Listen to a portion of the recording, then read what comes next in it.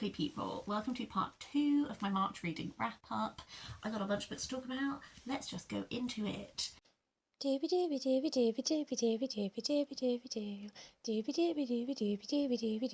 Sophie Vlogs. As I said in part 1, I spent a lot of March doing reading for Dafydd, which is a sort of Welsh focused readathon where you read books that are either by Welsh authors, set in Wales, anything like that. And I'm just going to intersperse them with all the other reading that I did, to be honest with you. I thought I would start off with this mega beast that I began the month reading, and that is Duncton Quest by Gwilym Horwood. This is part 2 of the Duncton Wood trilogy. This is a fantasy series following moles. The first book in the series, Duncton Wood, follows the Duncton system and these two moles called Bracken and Rebecca and their epic love story and all of this kind of thing. This sequel follows their child, Tryfan, and Tryfan has spent a lot of time journeying with this wise old white mole called Boswell, who is a scribe mole, who are like very learned moles. I drink every time I say the word mole. And essentially he's on this journey to becoming like wise. But then when they come back to Duncton, when they return at the very start of the book, they return to Uffington, which is the centre of these learned moles, and the system has been like wiped out. And so it becomes apparent that there are this group of moles that are they are followers of what they call the Word. And in Duncton Wood, there's a whole thing to do with the stone. There's a lot of like big stones and the followers of the stone, whereas the followers of the Word hate the followers of the stone, and they essentially are like sweeping through mole systems and they are killing followers of the stone and trying to convert people to the Word. And this is, I hope, giving some sense of the fact that this is quite like a epic like struggle between two different faiths and ways of being and that kind of thing. So something that I enjoyed about this is, in opposition to, in Duncton Wood, you spend most of your time in the Duncton system, and then there is like a journey at one point, but you are very focused around that area. Whereas with this book, we really expand our understanding of moledom. There's so many other systems we see. We get to see lots of different ways of mole being and all that kind of thing. And equally, it means that our cast of characters is very large. And I feel that there are some characters which are very easy to become attached to. Bindle and Mayweed were my favourite moles. I found them both got me in my little heart. But because you have this wide cast of characters and this wider world, it feels quite epic in scope. It feels like we're going on this real journey throughout, and I did really enjoy that aspect of it. There's also, I said this about the first book and I continue to think it about this book, there is something incredibly biblical about these storylines. Tryfan becomes like the spokesperson for the stone, and there's a running theme throughout this that eventually the stone mole will come, and Tryfan is not the stone mole, but he is the person, he's like the prophet who predicts that is going to happen, and he is gathering these followers and setting the way for this stone mole to come. And I'm imagining that's what our third book is going to be, is exploring that actually coming to be. I decided to read this because we were moving house and I needed something that would last me while I had all the rest of my books packed up. And I'm really glad I chose this because it was like the right level of like adventure that I could really engage with it. Does it need to be 900 pages? Probably not.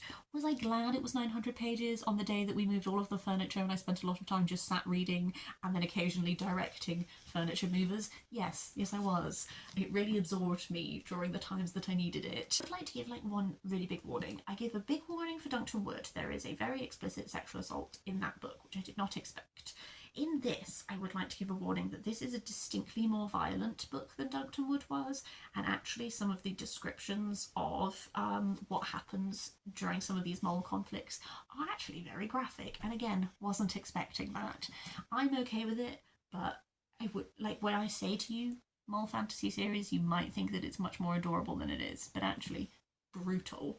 One of the audiobooks that I listened to this month is Minty Alley by C.L.R. James, which is narrated by Ben Onwukwe. I was interested in reading this because I think it was the first book by a Trinidadian author to be published in the UK. It's part of, Bernardine Evaristo has done this series that is iconic Black British books, and I have been slightly working my way through them, and I've really enjoyed all of them that I've read so far, and this is part of that series. So when I saw my library had it on audiobook, I thought this is a great time to knock another one off the list. It was interesting. It's very much, it's focused on this room in this house on Minty Alley, and we follow this guy. His business is not doing so well, so in order to be able to support his mother, he needs to downsize. So he moves from where he's been living into this room in Minty Alley, and then he has essentially been dropped into this little microcosm, and a lot of this is him becoming aware of all of the little dramas that are taking place where he lives. So like his landlady and her her other half, and like some cheating scandals, and then there's someone else in the building that this is happening to, and he goes through this circularity that I actually found quite funny, where he is like, there's an escapade where like all of this stuff is happening, and he's like, I have to get out of it. I have to move out. I have to find new rooms.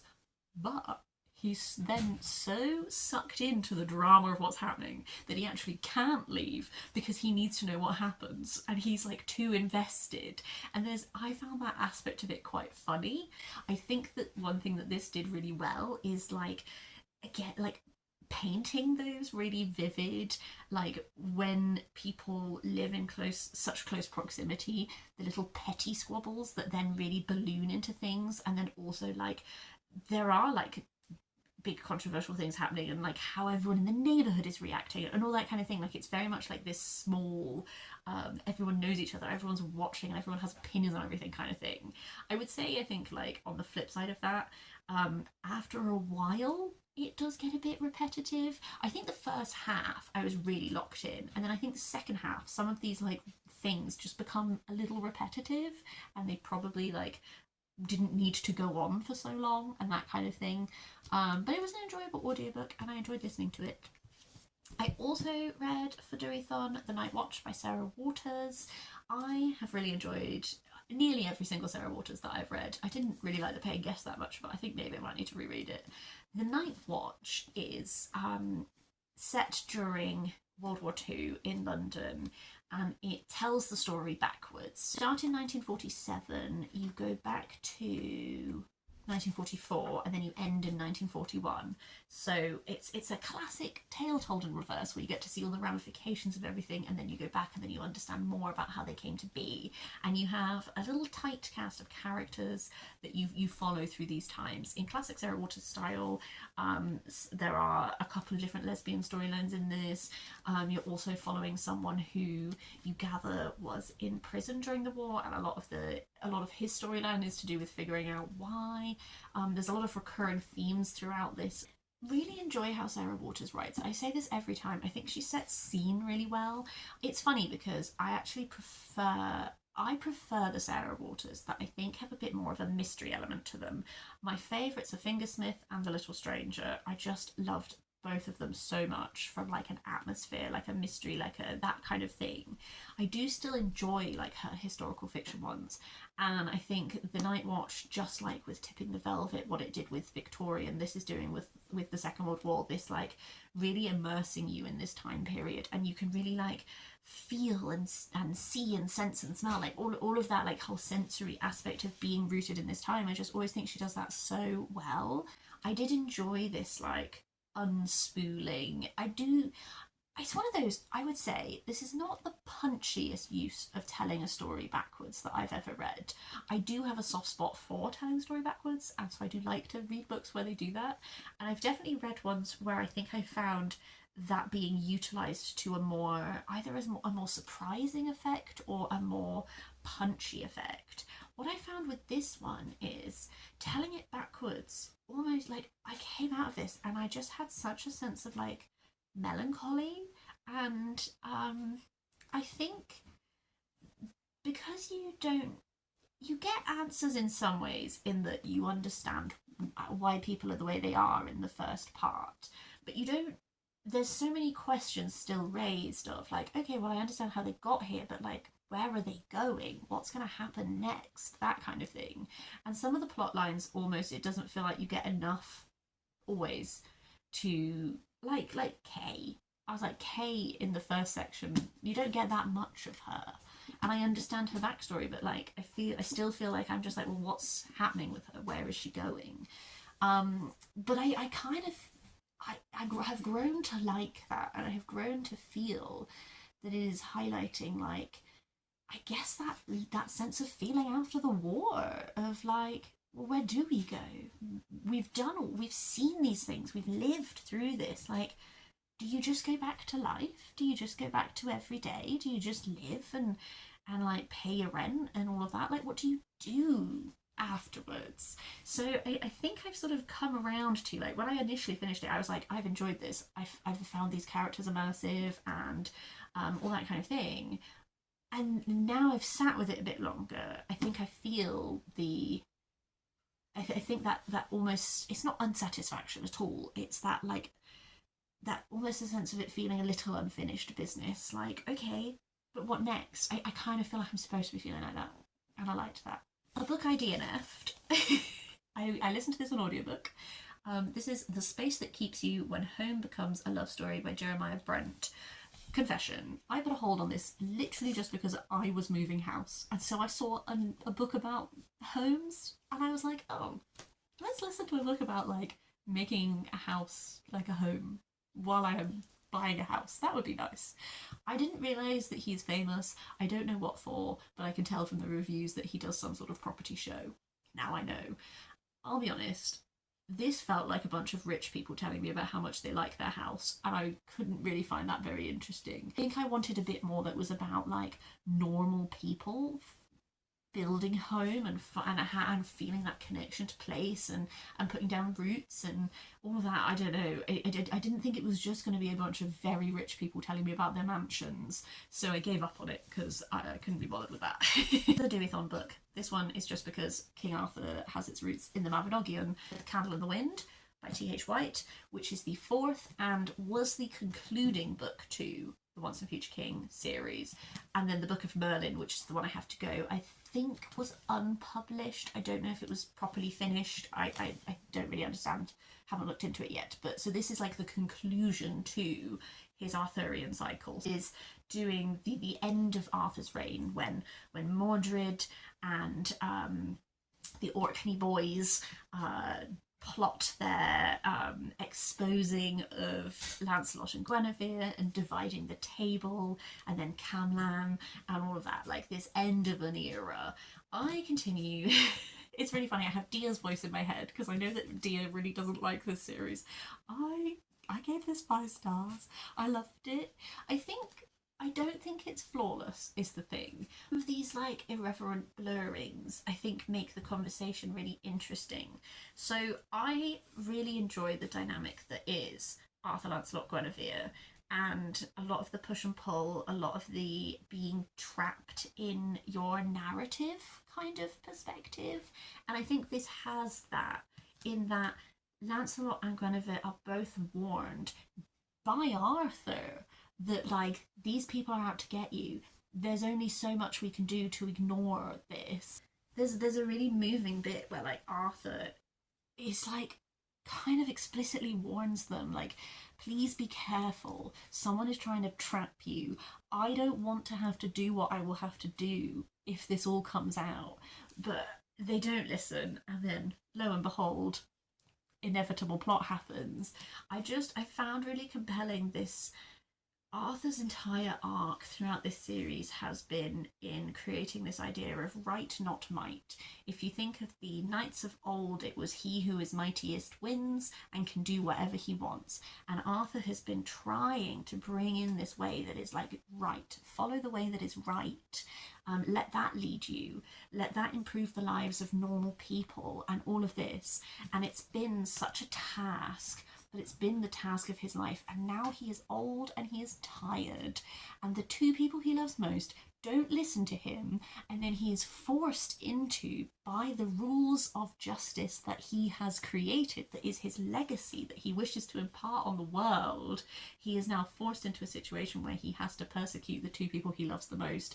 Otherwise, he has to sacrifice every single principle that he has spent his entire life working towards.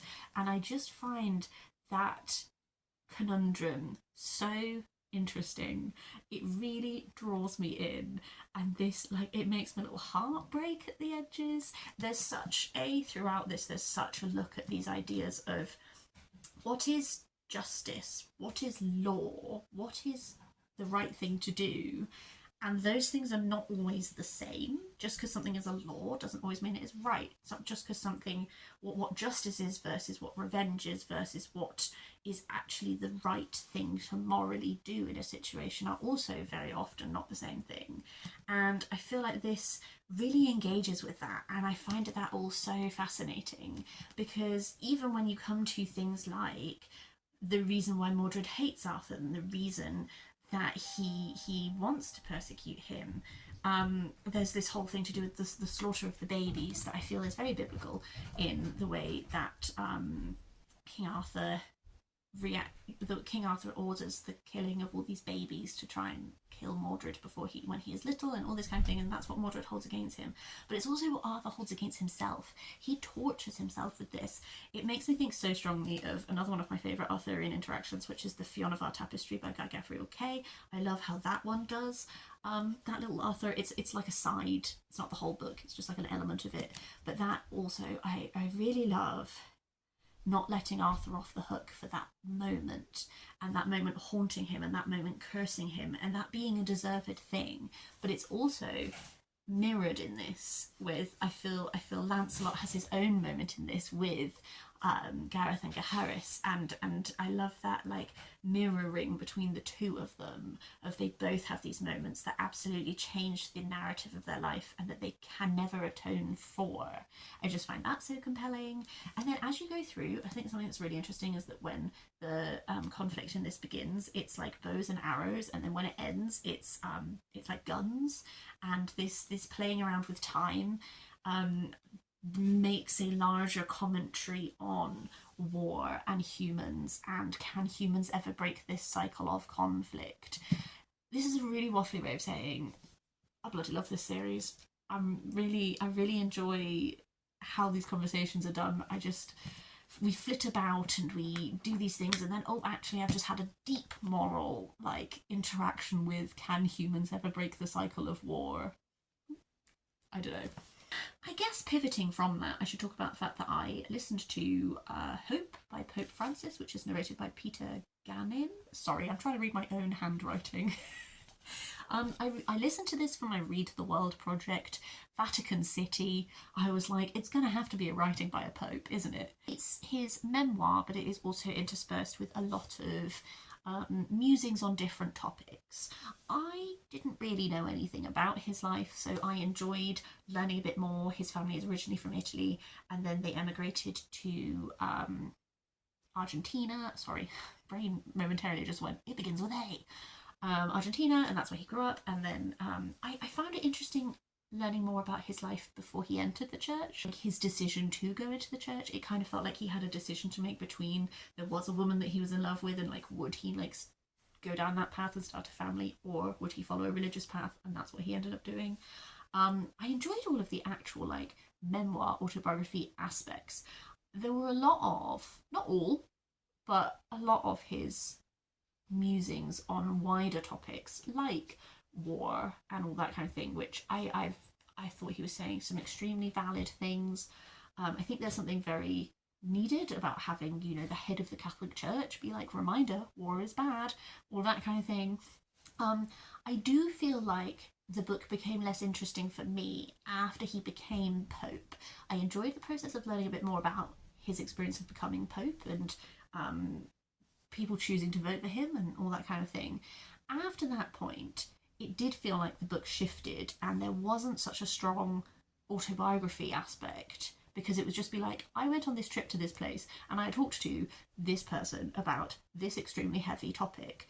And I, again, a lot of them, but not all of them. I do not agree with his perspective on trans people, all that kind of thing. But there are a lot of his perspectives of essentially like, we need to reduce suffering, we need to be working to improve people's lives across the world. All of that, I was like, I agree with this.